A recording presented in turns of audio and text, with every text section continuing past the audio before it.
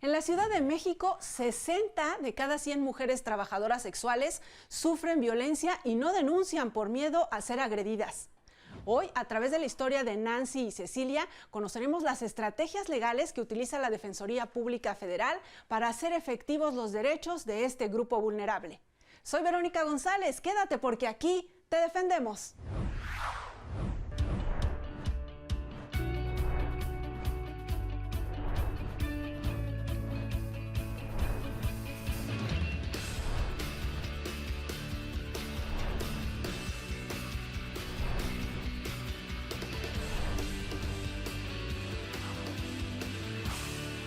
Miriam Hortensia Vázquez Beltrán, defensora pública del Instituto Federal de Defensoría Pública. Abogada, ¿cómo te va? Bienvenida. Hola, muchas gracias por invitarme, Vero. Gracias a ti por aceptar la invitación. Cuéntanos ahora quiénes son Nancy y Cecilia. Vamos a utilizar estos nombres para proteger sus datos personales, pero cuéntanos ellas dónde se desarrollan, a qué se dedican.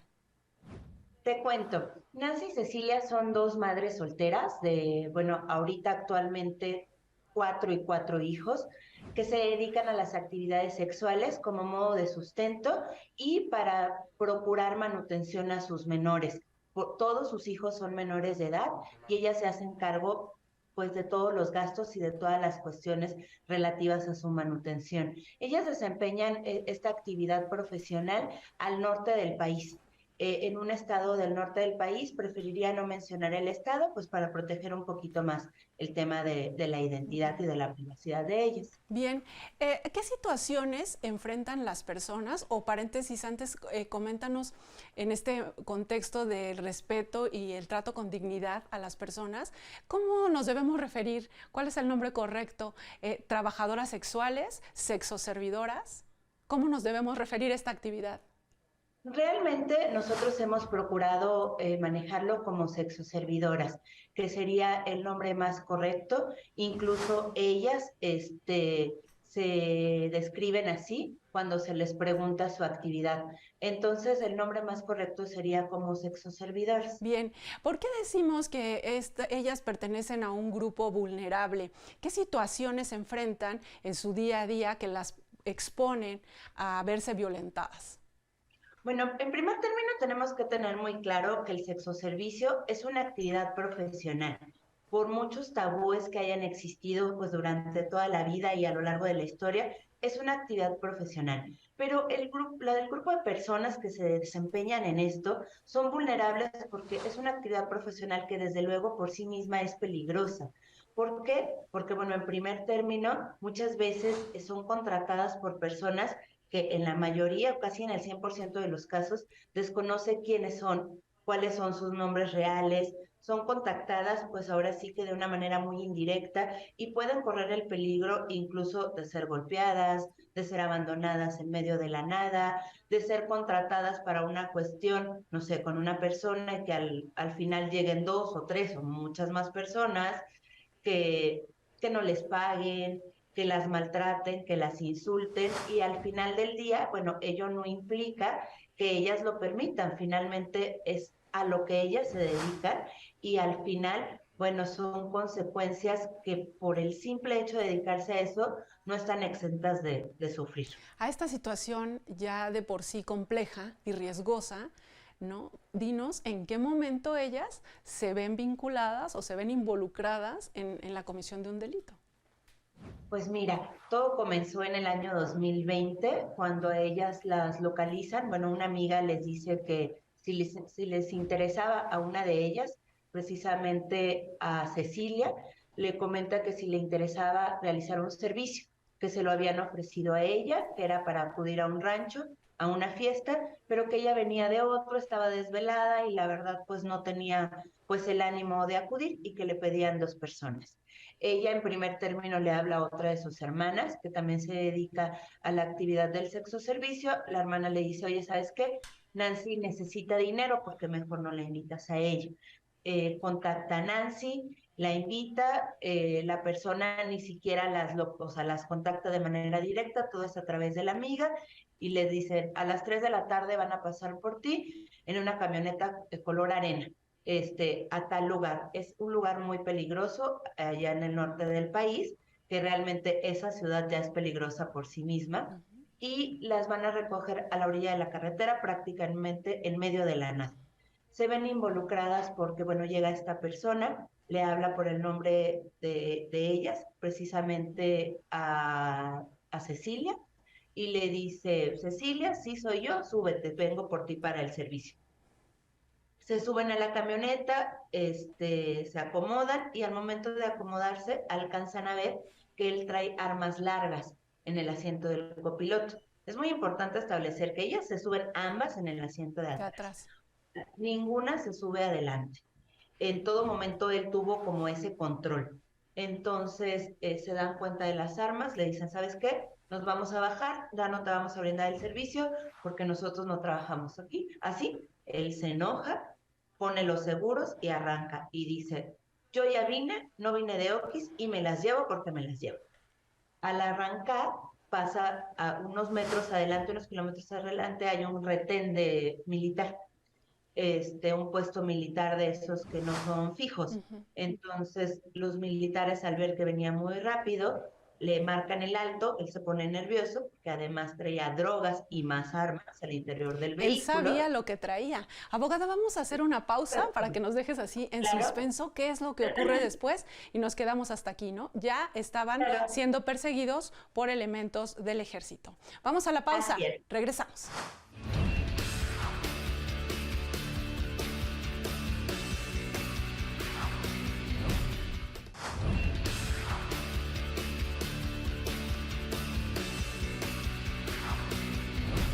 Ya estamos de regreso conversando sobre defensa penal con perspectiva de género y ya verán ustedes por qué le nombramos hoy así al programa, porque es importante la perspectiva de género cuando se realiza la defensa de casos como el de Nancy y Cecilia. Abogada, continúa platicándonos, ya nos decías, en un primer momento ellas al ver esta situación de que traía armas, dicen: mejor no te damos el servicio, pero este hombre se las lleva prácticamente.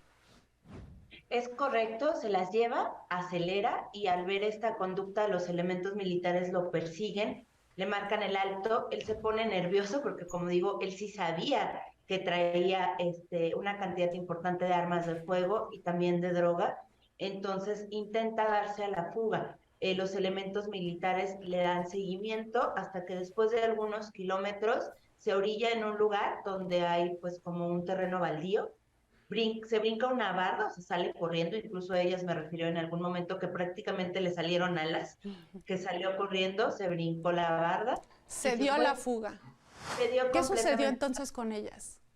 Pues, ¿qué sucede? Se acercan los elementos militares, desde luego ellas se quedan adentro del vehículo. Es muy importante saber que ellas jamás descienden del vehículo ni intentan hacer otra conducta evasiva en ningún momento. Ellas descienden del vehículo hasta que la autoridad les da la indicación de que lo pueden hacer. Descienden del vehículo porque la autoridad se los dice, les pregunta que qué hacen ahí y ellas les dicen: nosotros somos exoservidoras, veníamos a dar un servicio. Y estas armas y lo que hay aquí no es de nosotros. Nosotros veníamos a dar un servicio, nos acaban de recoger aquí atrás. Entonces, ellas en su mente piensan que la autoridad, pues obviamente todo este protocolo de seguridad, de las manos en la cabeza, mirando hacia abajo, lo hacen a fin de resguardar su seguridad. Ok. Y en todo momento ellas piensan que cuando llega la autoridad ya se salvaron, ¿no? Las, Dicen: ajá. gracias a Dios, la autoridad ya viene a salvarnos y no nos va a pasar nada, porque en todo momento ellas se concibieron como víctimas. Claro. Nunca imaginaron que las iban a tener como posibles participantes en un evento Y en el delictivo. proceso, ¿qué es lo que sigue? Los militares llenan su informe y las consignan ante el Ministerio Público. Es correcto, los militares llenan su informe policial homologado, hacen la llamada al Ministerio Público que está de turno, dando que va a poner a disposición a dos personas del sexo femenino, porque en un vehículo encontraron armas del uso exclusivo del ejército, cartuchos, cargadores, también del uso exclusivo del ejército, y droga. En este caso era cocaína. ¿Qué ocurre En- cuando llegan al Ministerio Público? pues ellas llegan al Ministerio Público y dicen que no les informan que están detenidas, sino hasta el día siguiente. Porque esto ya al día siguiente les informan que están detenidas, se le llama al defensor público federal, encargado de tomar la representación en ese momento. Ahí es donde entran ustedes, ¿no? Aquí es donde entramos nosotros. Nosotros tenemos un turno donde siempre que hay una persona que no tiene abogado, nosotros tenemos la obligación de comparecer y dar el servicio. Obviamente nos presentamos con ellas, les decimos cuáles son sus derechos y cuál va a ser la estrategia en esta primera fase inicial.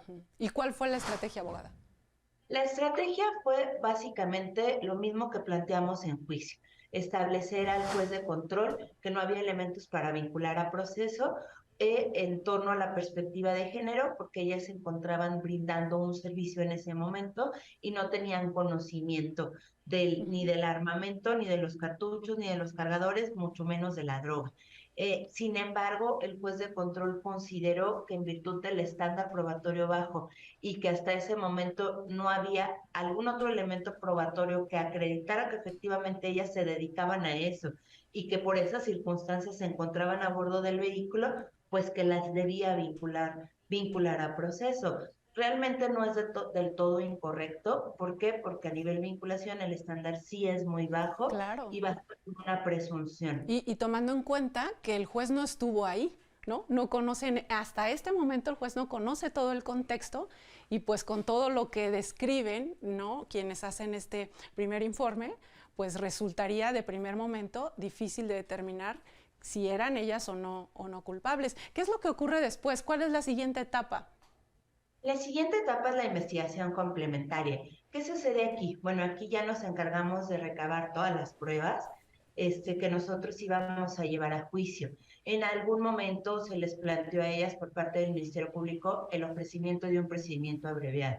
Ellas en todo momento, sabiéndose inocentes, dijeron que ellas no iban a aceptar un procedimiento abreviado, aunque ello les implicara una pena reducida en una eventual condena, porque ellas sabían que ellas no habían cometido ningún delito. Claro, y aquí cabe mencionar, abogada, que en este procedimiento abreviado ellas tendrían que asumir la responsabilidad de lo que se les estaba acusando, ¿no?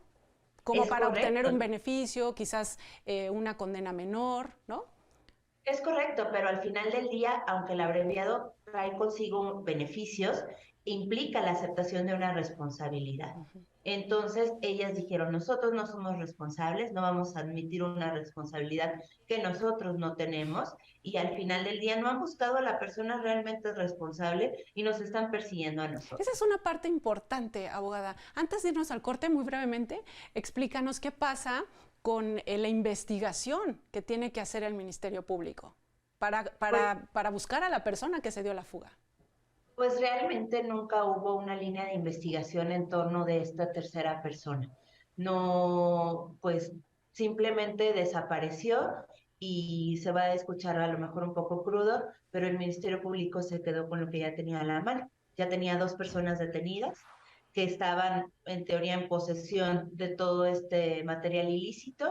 Entonces simplemente se quedó con eso, las persiguió a ellas en lugar de perseguir a la persona realmente responsable o por lo menos agotar esa línea de investigación. Y de cumplir con sus obligaciones, con sus funciones, ¿no? De ir a investigar los hechos de verdad concienzudamente. Vamos a hacer una pausa y de regreso pues nos vas platicando más o menos cómo se resolvió el asunto. Claro que sí. Antes de ir a la pausa, compartan con nosotros lo que piensan sobre los temas que abordamos aquí en el programa. Te escuchamos.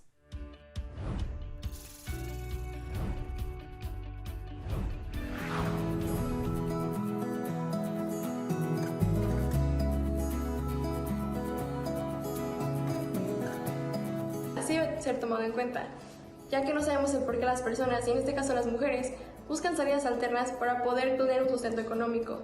El ser madre soltera y desempleada no es una situación fácil, y la falta de empatía por parte no solo de la sociedad, sino también del Estado, lo complica aún más. El ser mujer a lo largo del tiempo ha sido un estandarte de lucha constante.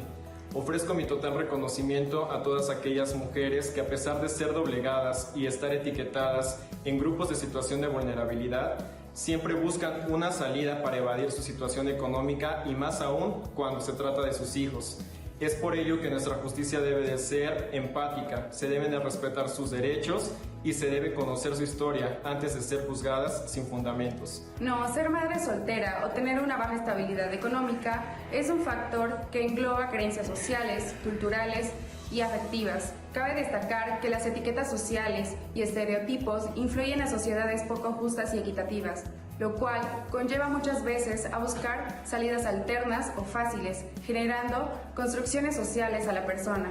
Es importante recalcar que las mujeres y madres solteras son uno de los grupos sociales más afectados por la pobreza. Por ello, no solo es que tienen mayores probabilidades de padecerla, sino que sus consecuencias las trascienden debido a que influyen en la calidad de vida y contribuyen a que futuras generaciones también la padezcan.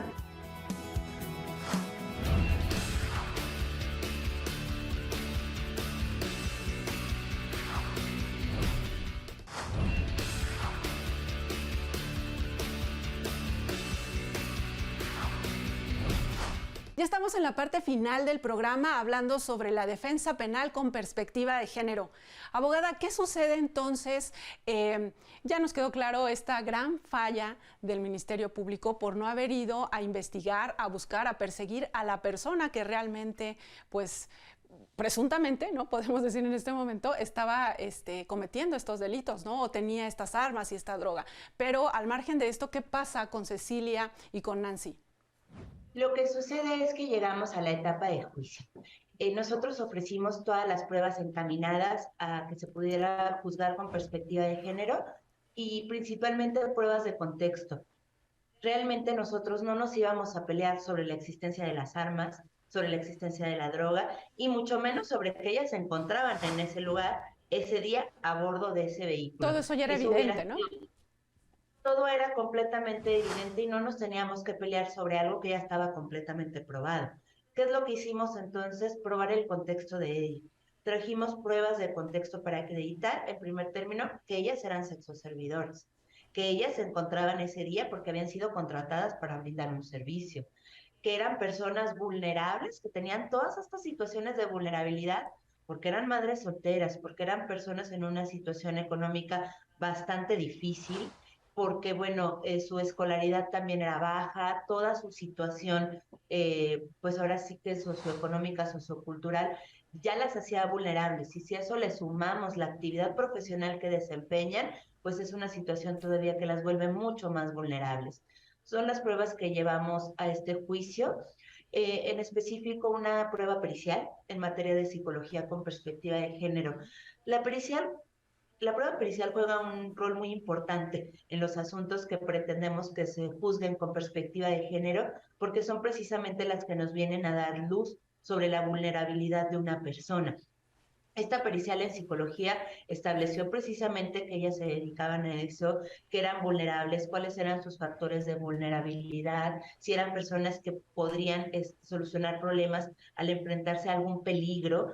Entonces, eso relacionado con todas las demás pruebas de contexto que nosotros teníamos para establecer a qué se dedicaban y sobre todo con lo más importante que fue la declaración de ellas, pues le pudo dar luz al juez precisamente de por qué se encontraban ellas ahí. ¿Qué dijo? O sea, ¿Cuál es la respuesta del juez? Pues mira, y ya en esta etapa es otro juez distinto al que las vinculó a proceso, ¿verdad? Sí, por supuesto, tiene que ser un juez diferente que no conozca el asunto. Los jueces en este sistema penal acusatorio no conocen lo que hay, lo vienen a conocer a través del debate que hay entre las partes. La propuesta que la defensa le hizo al juez inició con una pregunta muy importante, que la quiero hacer porque creo que todos nos la tenemos que hacer. ¿A cuántos peligros sufre una persona que se dedica al sexo servicio? Seguramente es a muchos, pero la pregunta más importante es, ¿tiene que pagar la persona que se dedica al sexo servicio por los actos de quien la contrata? Entonces, la conclusión a la que llegó el juez evidentemente es que no. ¿Qué fue lo que dijo el juez? Que efectivamente se había probado que ellas se dedicaban a eso, que ese día habían sido contratadas para eso y que por eso estaban a bordo de ese vehículo, pero que las armas, la droga y todo lo demás ilícito que venía a bordo o dentro de este vehículo automotor, pues no era consecuencia de la actividad de ellas, que ellas, si bien es cierto, tuvieron conocimiento en un primer momento de parte de los artículos ilícitos, también es cierto que no podían hacer nada más, porque su voluntad se vio disminuida al momento que pone los seguros, avanza el Claro, y vehículo. viendo Además, todas las armas que tenía. Se nos acaba el tiempo, abogada, y quiero preguntarte dos cosas que me parecen muy importantes. En ese momento, ¿el juez no puede decirle al Ministerio Público, oye, investiga y ve a buscar al que realmente es culpable? el juez sí le hizo un llamamiento de atención al Ministerio Público, estableciendo que no siguió todas las líneas de investigación. Desde luego que sí, y que pues desde luego las pruebas que él llevó a juicio no eran suficientes para acreditar una responsabilidad de ellas, que incluso eran pruebas que las beneficiaban, porque los propios policías aprensores les dieron conocimiento de derechos de víctimas. Claro, claro, Que y claro ahí que también en algún momento las consideraron víctimas. exacto, y ahí en un primer momento el ejército bien, ¿no? Porque él sí presentó su informe completo. La otra cosa que quiero preguntarte es, este servicio para hacer este estudio, esta prueba pericial, ¿es parte de los servicios gratuitos que ofrece el instituto? Así es, el instituto cuenta con servicios periciales que nos apoya a todos los defensores y defensoras públicas en nuestro trabajo y evidentemente cuando nosotros necesitamos este tipo de pruebas, la solicitamos al propio instituto y nos la proporcionan. La perito fue una perito de nosotros. Bien, finalmente, abogada, en resumen, tú que llevaste este asunto, la defensa penal con perspectiva de género, en un minuto, dinos por qué es tan importante. Es muy importante porque hay muchas veces que hay personas que se encuentran en el lugar y momento equivocados y que pagan o son juzgadas por actividades o conductas que ellas no cometieron, que cometió su pareja, que cometió su jefe, que cometió la persona que la contrató, y es muy importante juzgar con perspectiva de género para poder establecer si la persona realmente podía controlar la actividad delictiva o no. Bien, pues te agradecemos muchísimo por habernos compartido esta experiencia, porque nos das cuenta de la forma en que en la Defensoría Pública Federal se está haciendo esta defensa con perspectiva de género. Miriam Hortensia Vázquez Beltrán, muchísimas gracias por habernos acompañado. Muchas gracias a ti, Verónica. Muchas gracias a todos. Gracias por su atención, gracias al equipo de producción que hace posible este programa. Soy Verónica González. Quédese en la señal de Justicia TV.